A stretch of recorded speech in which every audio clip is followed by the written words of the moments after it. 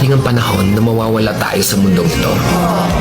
At kapag dumating ang panahon na yun, hindi mahalaga sa kung gaano karami ng pera ang naipon mo sa bangko. Hindi rin mahalaga sa kung gaano ka successful sa trabaho or sa business mo. At lalong hindi mahalaga sa kung gaano kaganda ng mukha at ng katawan mo. Dahil ang mahalaga pagdating ng panahon na yun ay ang sagot sa tanong na naging masaya ka ba?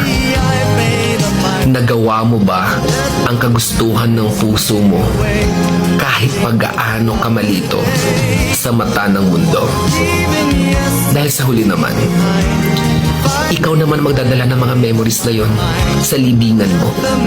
Hindi naman ang mga tao sa paligid mo. So make sure na bago pa dumating ang panahon na aalis na tayo sa mundong ito, siguraduhin mo sa sarili mo na magiging masaya ka at magagawa mo ang kagustuhan ng puso mo